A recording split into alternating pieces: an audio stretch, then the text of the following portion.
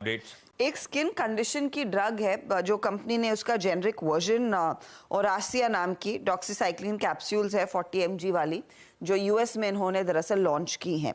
अब इसका market size माना जा रहा है करीब 128 मिलियन डॉलर के आसपास रहता है, जो IQVIA की असेसमेंट है फेब 24 की।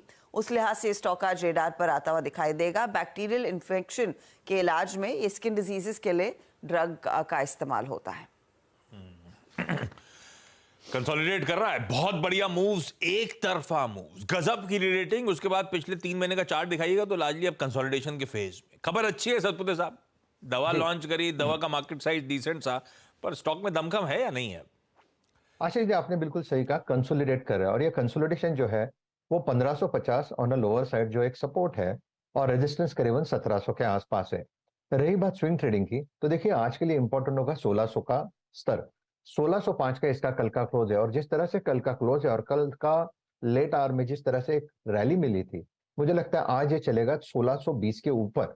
तो 1620 ये इसका एक छोटा हर्डल है।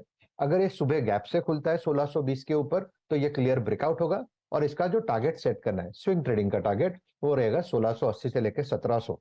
तो हमें बाय करना है with stop loss of 1590।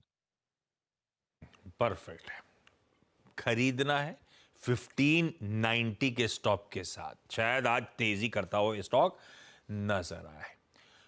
Paytm, Chaturvedi साहब आपके पास आऊंगा, जब आपने बात छेड़ी दी थी न्यू एज कंपनीज की। पेटीएम पे क्या अपडेट है हर्षदा?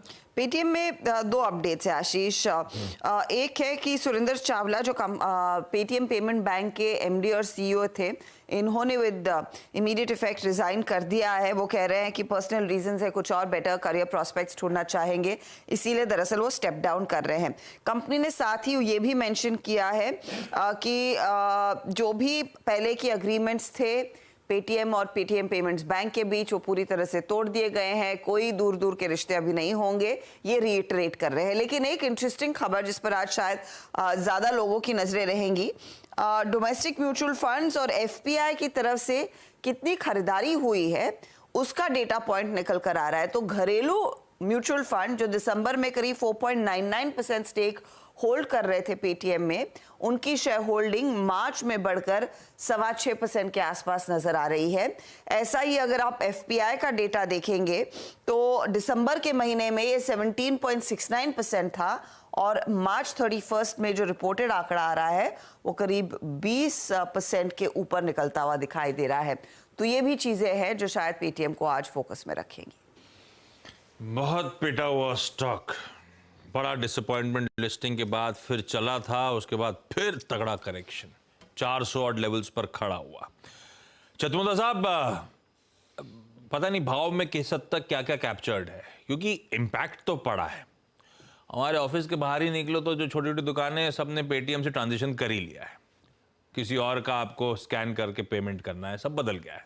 तो कुछ तो डेंट पड़ा है धंधे पे, पर 400 पे अट्रैक्टिव है या नहीं ये समझाओ। आप लोग क्या कर रहे हो? जब न्यू एज पर रडार पे है तो पेटीएम है या नहीं है? तो आशीष जी, बहुत ही अच्छा आपने सवाल किया। और पेटीएम, हम जो एक हमारी अप्रोच हम जिसको कहते हैं FTPM approach, fundamental technical market dynamic और साइकोलॉजी, इसको हम कंबाइन करते हैं। और इस स्टॉक को हमने हमारे पोर्टफोलियो में लिया था करीब 920 के स्तरों पे।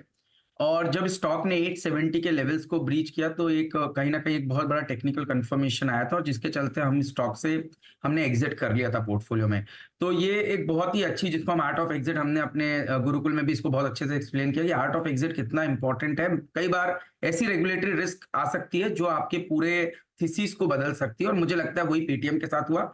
और मैं नहीं समझता हूँ कि कोई भी जल्दबाजी इस समय भी पेटीएम के स्टॉक में करना चाहिए। इंस्टीट्यूशनल इन्वेस्टर्स का एक अलग नजरिया होता है किसी चीज को लेने का, बट जब हम इंडिविजुअल इन्वेस्टर्स को देखते हैं तो हमें लगता है कि आपके पास जब ग्रोथ के लिए जोमेटो जैसी कंपनी जो 40% टॉप लाइन ग्रोथ की बात कर रही है, ब्लिंकिट का बिजनेस उनका पॉजिटिव कंट्रीब्यूशन देने की तैयारी करने वाला है, पॉलिसी बाजार जैसी कंपनी जो मात्र 3% नेगेटिव ऑपरेटिंग प्रॉफिट मार्जिन पे आ गई और बहुत ही जल्द प्रॉफिटेबल होने वाली है, ऐसी कंपनियों में आपको जो डेल्टा बनेगा अर्निंग का वो बहुत जबरदस्त बनेगा। तो वहां पर पे लीजिए जहां क्लैरिटी है। पेटीएम को अवॉइड कीजिए, गिरा है इसलिए खरीदना ये कोई लॉजिक नहीं होता। पैसा बनाने के लिए आपके पास दूसरी अपॉर्चुनिटी है जहां स्टेबिलिटी के साथ आपको पैसा बनेगा। अवॉइड करिए भाई,